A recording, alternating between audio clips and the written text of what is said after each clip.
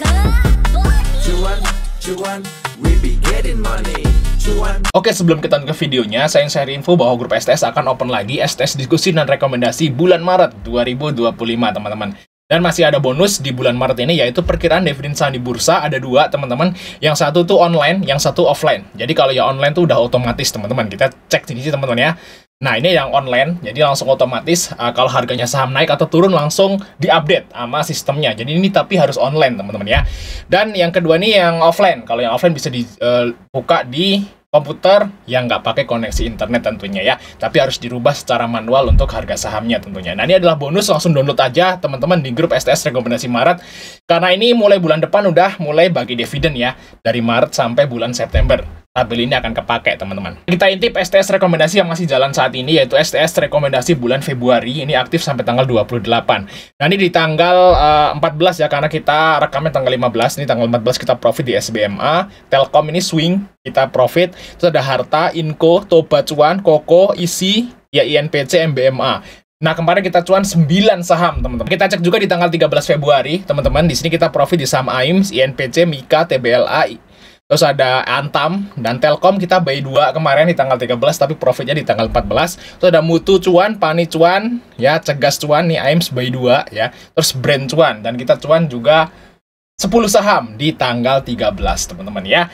Jadi bagi teman mau gabung STS rekomendasi bulan Maret langsung cat saya aja, jangan sampai ketinggalan karena kalau tanggal 28 kita udah closing, teman-teman ya. Oke, kita lanjut ke videonya. Oke, Mas Bro, kali ini kita bahas tentang ini, yaitu IHSG anjlok 8%, tapi valuasinya masih dibilang mahal ya dibanding dengan Malaysia CS. Nah, apakah benar, teman-teman ya? Nah, gimana teman-teman puasa hari ini? Hari pertama gimana kemarin puasanya? Lancar kan? Nah, semoga aja hari kedua ini juga lancar, teman-teman ya. Dan gimana, masih mikirin saham yang minus nggak? Jadi gini ya teman-teman, kita akan sampaikan seperti ini ya. Jadi ini hampir mirip kayak pandemi dulu di tahun 2020. Jadi kalau teman-teman itu udah ada di bursa efek sebelum tahun 2020 pasti paham lah seperti ini. Jadi kondisi di mana saat semua saham di semua orang itu sekarang portonya lagi floating loss.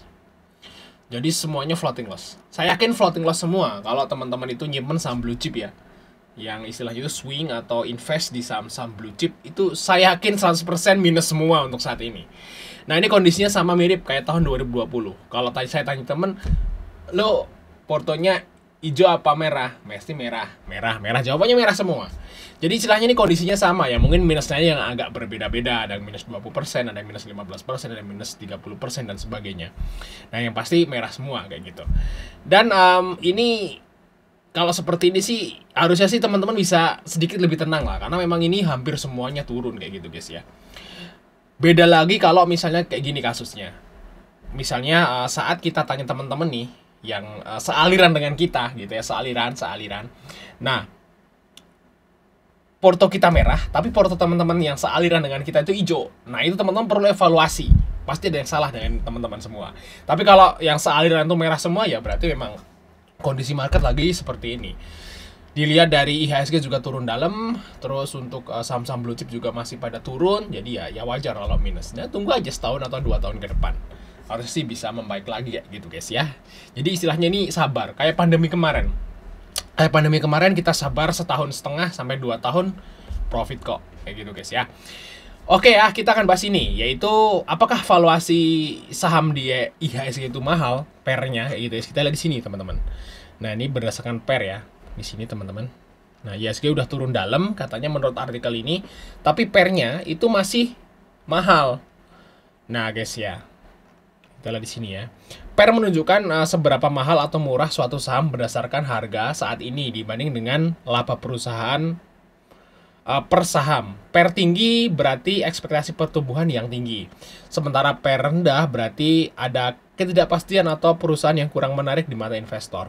Namun penting untuk mempertimbangkan konteks industri, prospek perusahaan dan faktor eksternal lainnya saat menilai per, teman-teman. Nah, kita lihat di sini untuk datanya teman-teman dari 6 per indeks saham 6 negara ASEAN teman-teman, dan Indonesia itu nomor 2 ya, yang termahal setelah Singapura.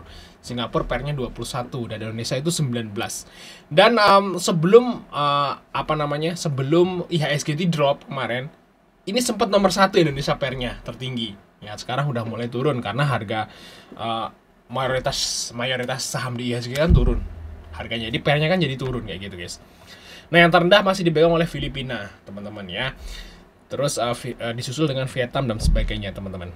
Nah kita lihat di sini ya, pair ya, tinggi rendahnya pair dapat memberikan informasi sebagai berikut. Itu pair tinggi, tanda sahamnya mahal. Terus harapan pertumbuhan ya. Jadi kalau pairnya tinggi itu diharapkan perusahaan itu tumbuh lebih cepat.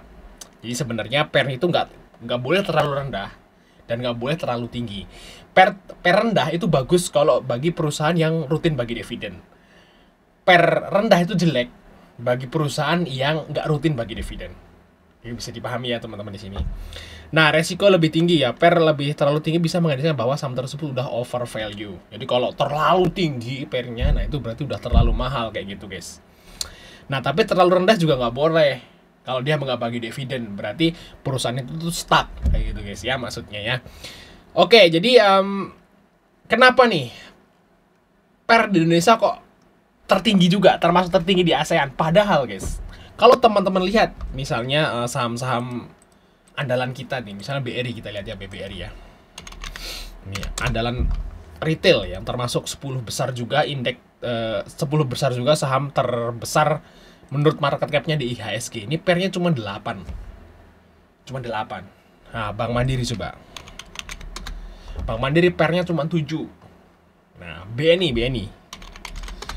pairnya cuma 6. Apalagi Telkom pairnya cuma 9. ASI pairnya cuma 5, bayangin. Dan banyak banget saham-saham blue chip itu pairnya yang udah rendah-rendah. Contohnya misalnya ITMG 4, PTBA 6 dan sebagainya. Kenapa kok rata-ratanya bisa 19? Alasannya cuma satu, saham PP. Itu guys. Sebenarnya kalau di Indonesia guys ya, misalnya di saham IHSG ya, di indeks IHSG itu dikeluarin semua saham PP dibuang misalnya Brand, Cuan, Petro. Nah kita lihat sini teman-teman ya, Brand, Cuan, Petro aman, tambah ya, ini non PPJ aman. Brand pairnya berapa? 400. Cuan pairnya berapa? 100. Petro pairnya berapa? 500. Bayangin aja, aman. Pairnya berapa? 32. Tambah yang baru Ratu, pairnya adalah 75. Nah, inilah yang membuat pair saham di pair IHSG gitu tinggi. Itu adalah saham ini, guys. Saham Konglo yang bikin pair di Indonesia itu tinggi. Nah, mungkin ini kan kalau di IHSG kan total semua. Ini kan dihitung 19 itu adalah total rata-rata, guys, yaitu BRI tambah BNI tambah Telkom tambah Aman tambah Brand tambah Cuan. Nah, dibagi. Nah, pairnya tuh muncul segini. Kalau misalnya saham Konglo keluar dari IHSG, misal aja guys, pair IHSG itu lebih kurang dari 10. Mungkin jadi pair terendah di ASEAN, teman-teman. Kalau saham PP itu keluar, jadi bisa dibilang artikel ini sebenarnya ya, bisa benar juga bisa salah. Kayak gitu guys ya. Sebenarnya saham-saham di Indonesia kecuali saham Konglo itu udah sangat murah ya. Lebih murah daripada negara tetangga. Kayak gitu guys. Kecuali saham Konglo. Nah, ini ada Brand, Cuan dan sebagainya, makanya pair Indonesia jadi kelihatan tinggi. Seperti itu guys ya. Jadi istilahnya mungkin orang-orang asing sana loh kok Indonesia tuh pairnya mahal. Kalau orang asing itu sebelum memutuskan untuk berinvestasi di sebuah bursa gitu ya, negara luar, itu dia nggak ngelihat sahamnya guys, tapi ngelihat indeksnya. Misal kalian mau beli saham di sono nih, saham Uzbekistan misalnya, indeks Uzbekistan sana. Yang dilihat apa? Apakah teman-teman tahu perusahaannya apa aja? Kan nggak tahu. Tapi kan teman-teman tahu nih indeks Uzbekistan atau indeks misalnya indeks Rusia. Misal beli Rusia, indeksnya namanya MOEX, tahu kan? Indeksnya MOEX. Tapi kan teman-teman tahu nggak saham-sahamnya di dalamnya? Nama sahamnya aja nggak tahu, apalagi valuasinya kan gitu. Jadi yang dilihat tuh indeksnya dulu. Oh gimana nih, indeks MOEX ini mahal apa enggak kayak gitu. Terus indeks Malaysia ini gimana, mahal apa enggak kalau orang luar negara tersebut kayak gitu. Jadi istilahnya sebenarnya saham-saham Konglo itu negatif guys buat IHSG sebenarnya di mata orang luar. Oh indeks Indonesia itu mahal, padahal yang mahal Brand, Cuan, Petro, Aman, yang lain murah semua kayak gitu guys ya. Jadi ya saya sebenarnya nggak tahu ya kalau seperti ini kan bursa efek ya yang kita harusnya sih sebagai bursa efek tuh harusnya bisa ngerem gitu ya. Nggak boleh misalnya ini sahamnya digoreng terlalu tinggi. Ini kan kayak brand itu kan nggak masuk akal gitu ya, cuan nggak masuk akal gitu. Harusnya dari awal itu di rem kayak gitu. Biar bursa kita itu di mata orang asing tuh nggak terlalu mahal. Seperti itu guys. Nah itu guys ya yang mau saya garis bawahi di artikel ini teman-teman. Ya jadi kalau non Konglo IHSG itu termurah di ASEAN, saya bilang guys. Oke, mungkin sama Mas Erik, subscribe, sampai ketemu di video berikutnya.